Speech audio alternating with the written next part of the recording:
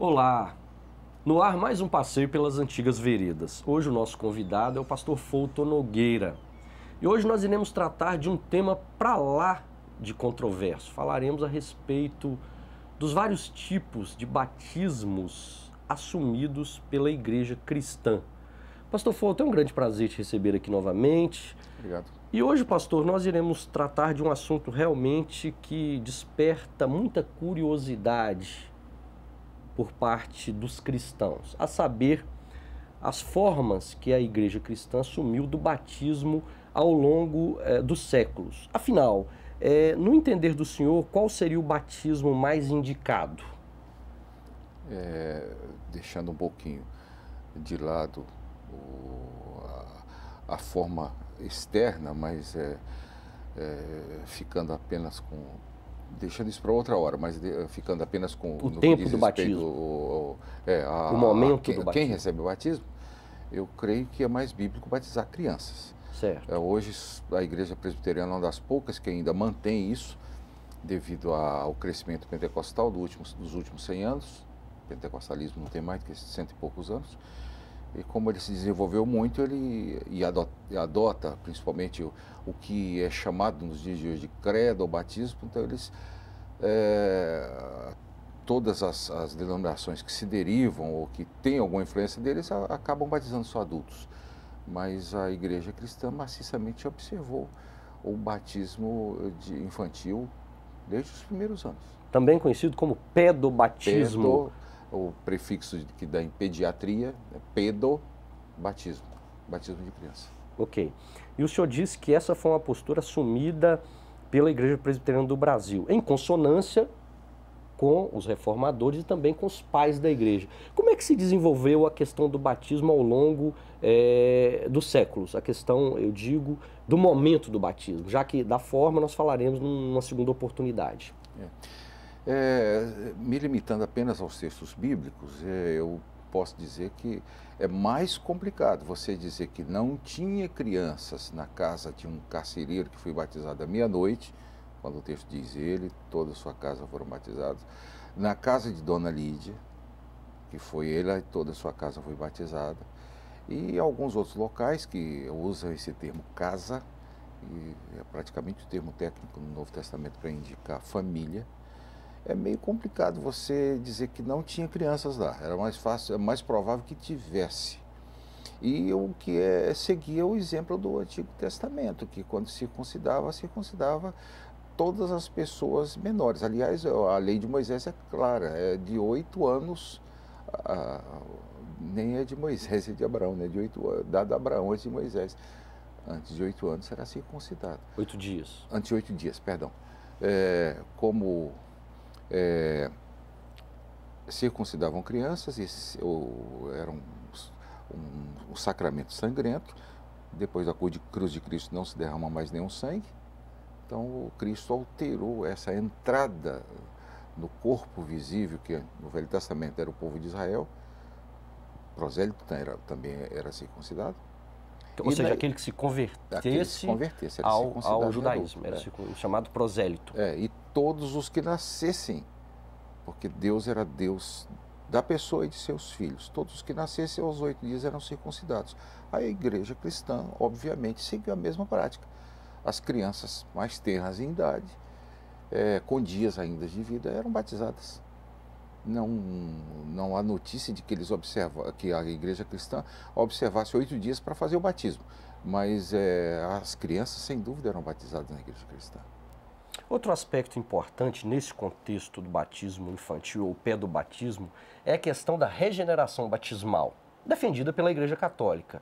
Nos conte um pouco a respeito desta questão da regeneração batismal, ou seja, o batismo efetivamente ele nos lava do pecado original?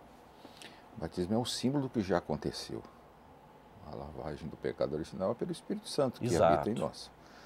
E é meio complicado de argumentar que a criança não recebe o Espírito Santo, uma vez que Jeremias foi cheio do Espírito Santo, escolhido por Deus para ser seu profeta antes de nascer. E João Batista ficou cheio do Espírito Santo quando estava no ventre de sua mãe. Então o Espírito Santo está lá. O batismo é um testemunho de que o Espírito Santo já atua na vida daquela criança, que aquela criança é consagrada a Deus, que os pais vão educar de acordo com as leis de Deus, onde no temor de Deus, debaixo da luz do Espírito Santo. Portanto, o batismo marca a iniciação da criança na vida cristã. Certo. Agora, obviamente, quando nós falamos em regeneração batismal, não significa que aquele ser ainda em tenra idade que recebe o batismo, necessariamente totalmente erradicado dele a questão do pecado original. Ele ainda fica, ele ainda recebeu essa herança, não é verdade?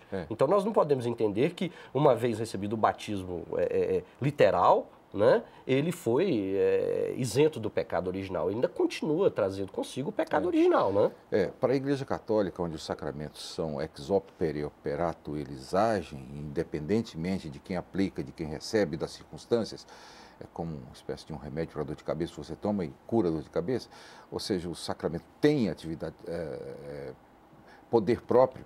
A Igreja Católica entende que uma vez batizado, a pessoa está livre do inferno, do purgatório. Exatamente. Do purgatório não, do inferno. Seria a regeneração batismal. Né?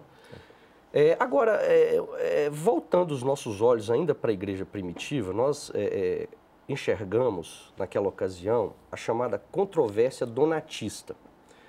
Donato advogava a seguinte causa: um ministro do evangelho que se corrompe, que se deixa abater, que se deixa abalar em termos de fé, ele tem a sua operação prévia anulada. Por exemplo, um ministro que batizou um determinado indivíduo, num segundo momento, se aquele ministro ele negar a sua fé, fica invalidada a sua atividade. Ou seja, se ele batizou tal pessoa, aquele batismo não é mais válido.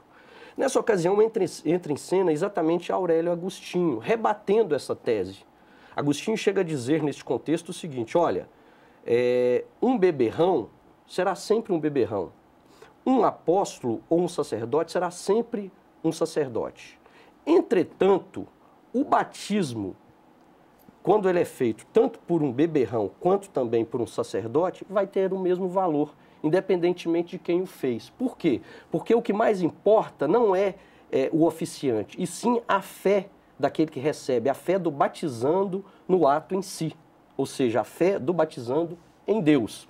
Então, pastor, essa controvérsia foi muito importante porque ela colocou como coadjuvante o ministro, o oficiante. É isto? Eu acho que são nessas palavras de Agostinho, que Calvino vai escrever mais tarde, que o batismo é como uma carta. O carteiro não tem possibilidade de estragar o conteúdo, no máximo sujar o envelope. São palavras textuais de Agostinho, de Calvino. De Calvino, exatamente. Esse é outro ponto importante, né? Que muitas vezes fica obscuro, mas ficou... Isso é muito interessante. Há uns anos atrás, não mais do que 20 anos atrás, subiu uma consulta ao Concílio Maior de nossa igreja, perguntando o que fazer no caso de um pastor que tinha batizado algumas pessoas, tinha feito alguns atos pastorais, e descobriu-se mais tarde que ele vivia irregularmente com uma família extra e acabou sendo despojado. A pergunta da igreja, no caso, se deveriam rebatizar todos, se deveriam casar todos novamente. Quer dizer, não tem o menor sentido. Agora, um dos argumentos usados por aqueles que são contra o pedobatismo, ou seja, o batismo de criança, é que aquele ser ainda não tem a sua consciência desenvolvida, não tem a sua mente desenvolvida o suficiente para crer em determinadas assertivas, em determinadas afirmativas. E por conta disso seria um contrassenso batizar uma criança que ainda não tem condição de discernir com a razão algumas coisas, especialmente aquilo em que ela acredita. Como é que o senhor vê essa questão? É muito interessante observar isso. Daí surgem 3, pelo menos, ou talvez 4 observações que não são exatamente paralelas, mas que são muito curiosas. A primeira é o seguinte: extrapolando esse raciocínio, alguns dizem, como é quem me garante que essa criança vai permanecer na fé? E eu te pergunto, quem garante que um homem de 50 anos que vai lá e professa a sua fé vai permanecer na fé?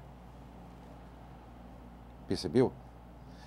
Segundo, outras pessoas dizem que a criança precisa de demonstrar fé e ela não tem fé.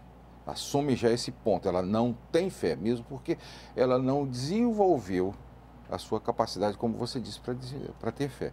Pois bem, Isaías fala a respeito de um caminho que até um louco andará por ele. Então a fé me parece que não tem muito, tem alguma coisa a ver com raciocínio, mas não tem muito a ver. O Senhor Deus, a fé é dom de Deus. O Senhor Deus coloca a fé em quem Ele quer.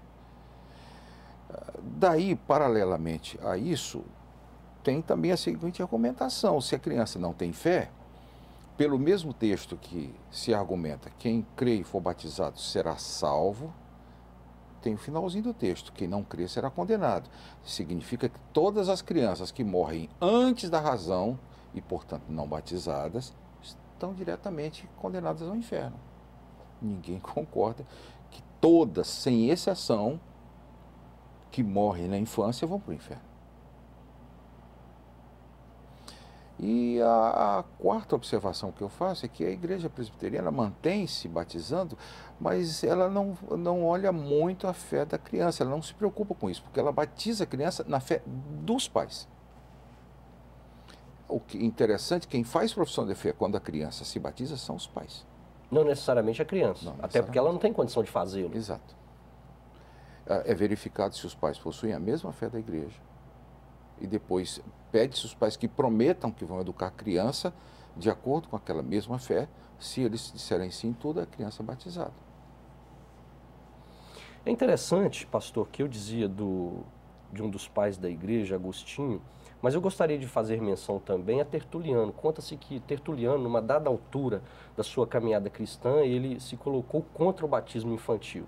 E o Dr. Lloyd Jones toma isso como exemplo do fato de que o batismo infantil era vastamente praticado na igreja primitiva, já que um dos seus principais símbolos, a saber, Tertuliano, se voltou contra ele, significa que ele era praticado de modo ostensivo naquela ocasião. Então isso acaba por defender a tese de que era um ritual muito praticado da igreja primitiva. Estamos conversando aqui com o reverendo Fulton Nogueira a respeito do batismo infantil. Te convido para que continue conosco, pois agora faremos um pequeno intervalo e já voltaremos na sequência falando, ainda conversando sobre esse assunto muito importante no contexto do cristianismo. Nos vemos daqui a pouquinho. Continue conosco.